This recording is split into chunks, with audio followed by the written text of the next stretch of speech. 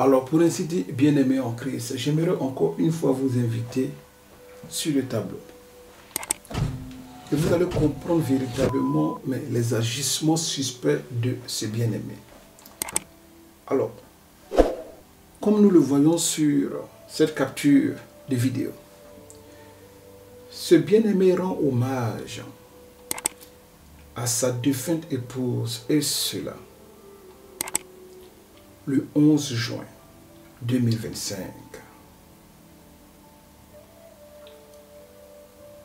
De la même manière qu'à la veille du décès de son épouse, soit le 11 juin 2024, il a posté l'image d'un lion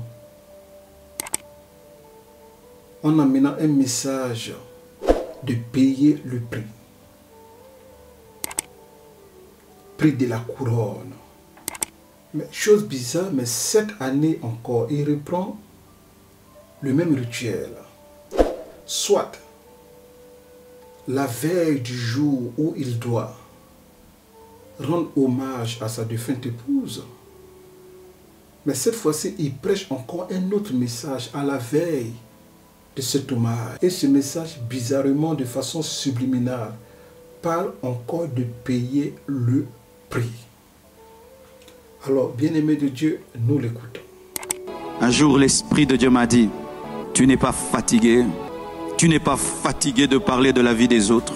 Tu n'es pas fatigué de parler du prix que Wesley a payé, du prix que Finney a payé. Tu n'es pas fatigué. Paye le prix. C'est ton tout.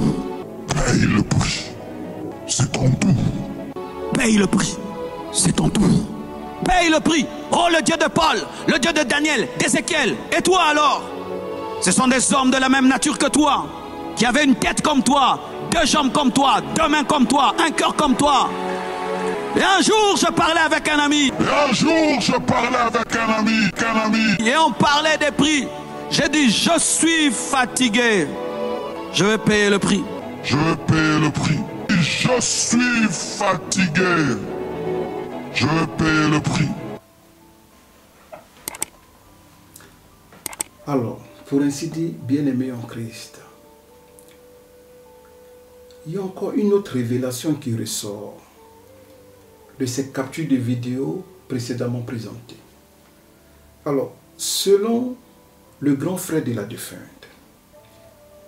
c'est bien-aimé lui-même qui commence un début de confession, mais qui finit pas cette confession parce que bizarrement il a été surpris dans sa confession. Il annonce que sa femme, qui était décédée, alors après le départ de sa femme, il annonce à sa belle famille, de façon suspecte, que sa femme de son vivant n'avait pas la paix pour mettre les pieds dans son nouveau temple qu'il a construit, ou bien qu'ils ont construit. Et la belle famille qui tique et qui lui demande, mais de quoi tu parles? Et se rendant compte qu'il est en train de dire des choses dangereuses, il change de sujet. Alors, bien-aimé en Christ, vidéo témoin. M'as-tu vu ces messieurs-là? M'as-tu vu, je te dis, m'as-tu vu ces messieurs, ce messieurs? M'as-tu vu? Et puis en plus de ça, quand les gens parlent qu'il est pasteur, mais écoutez une chose.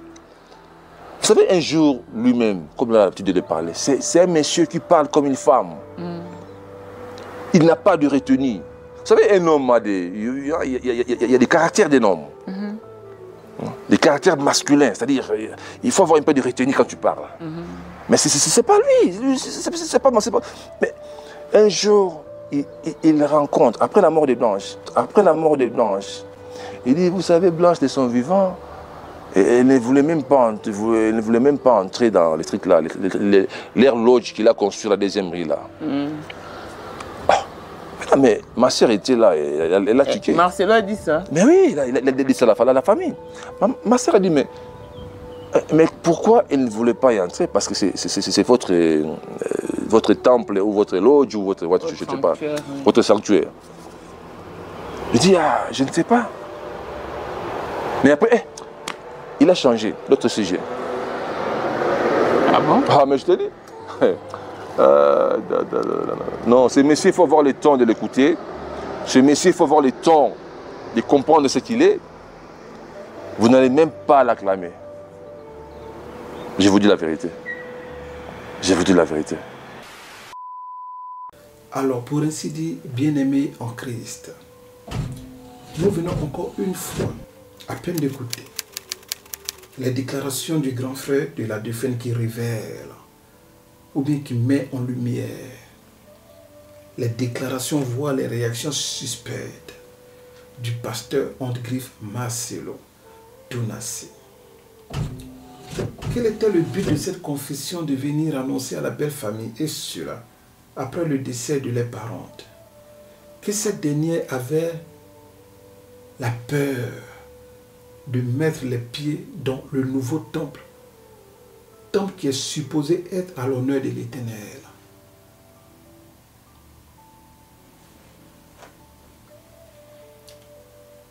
Qui se rappelle de l'ange qui lui est apparu et qui l'a demandé une communauté de 100 000 membres?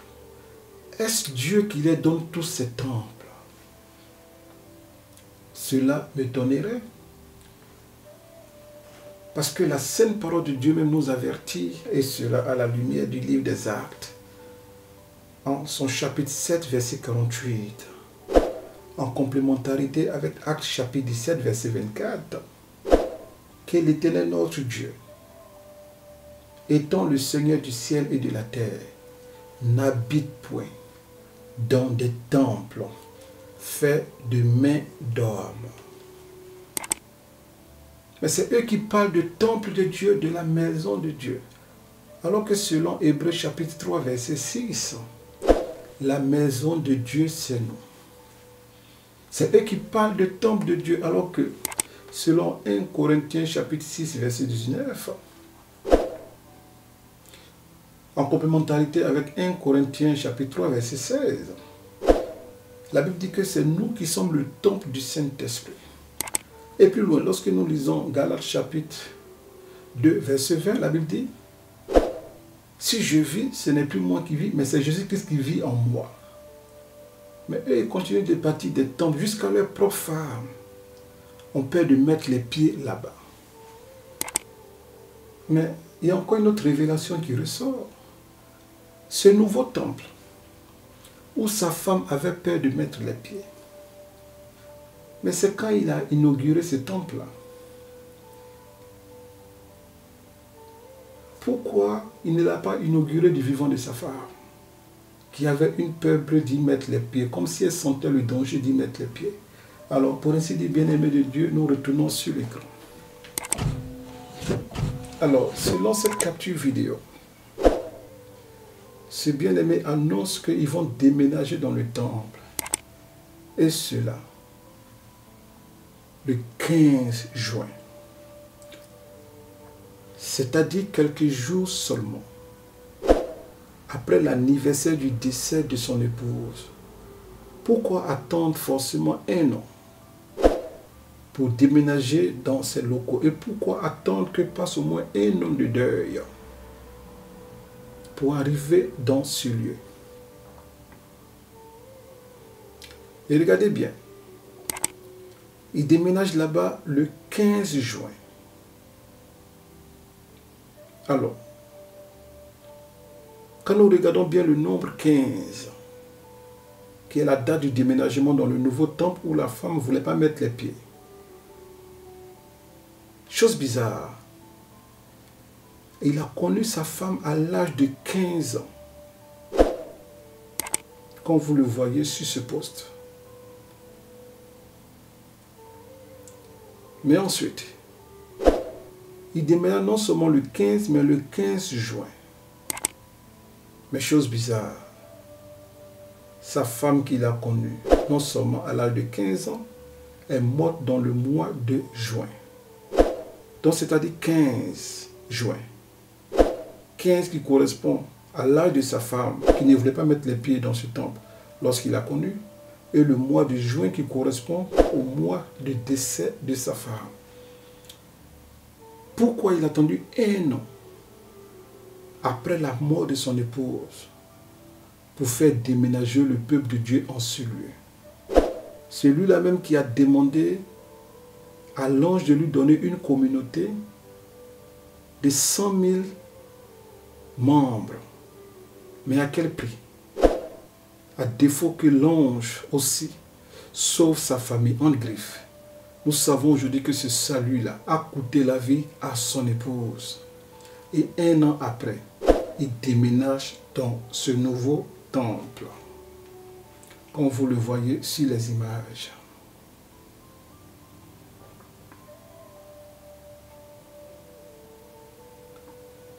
Et remarquez une chose.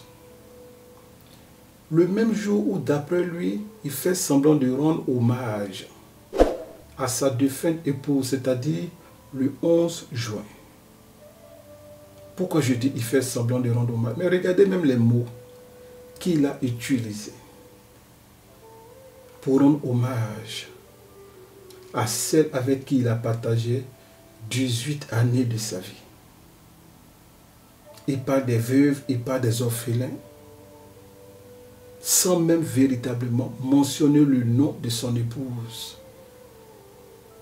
Est-ce ainsi qu'on rend hommage à un être cher? Sans dire qui elle a été pour toi, comment elle te manque et comment tu aimerais que Dieu te fasse grâce si elle était encore en vie de partager de bons moments avec elle. Mais non, il fait un message neutre sans mentionner le nom de cette dernière. Mais d'après lui, c'est à elle qu'il rend hommage. Bien-aimés en Christ, nous savons très bien que la plaie est profonde. Est-ce qu'il le faisait, et cela, au moment du 11 juin, pour ne pas offenser sa nouvelle épouse? Puisque d'ailleurs, cette dernière était déjà sur le banc de touche, en attente du mariage, et cela, le 23 juillet 2025. Et lorsque j'ai partagé la première vidéo, il y a un bien-aimé qui m'a contacté, et cela dans la boîte à commentaires, pour partager avec moi une révélation, voire une vision qu'il a reçue. Vision que j'aimerais vous lire, et cela en cachant l'identité du concerné. Alors, il dit ceci. Vraiment, c'est Dieu qui livre le faux pasteur, qui sacrifie les femmes. Moi aussi, je ne savais pas que son époux devait se remarier. J'étais en prière à la montagne, subitement. Je vois une vision de la femme habillée en blouse rose, en train de pleurer fort. Directement, j'ai parlé à la servante prophétesse qui était à ma gauche. Elle me dira, j'ai appris que son mari veut se marier le 23.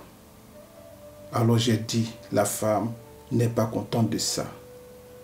Regarde comment elle pleure. Rose, c'est une couleur d'amour. J'avais tellement mal. Je ne voulais pas entrer dans la profondeur de la vision pour savoir la cause de sa mort, ni de son pleur. Dieu merci, comme son serviteur révèle. Fin de citation. Alors, pour ainsi dire, bien-aimés en Christ, comme je le disais tantôt, beaucoup de bien-aimés n'ont pas compris pourquoi ce bien-aimé était si pressé de se remarier.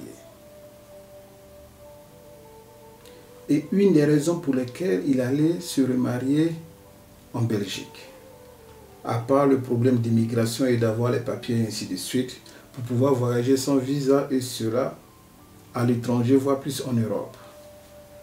Mais il y a une autre raison qui est cachée.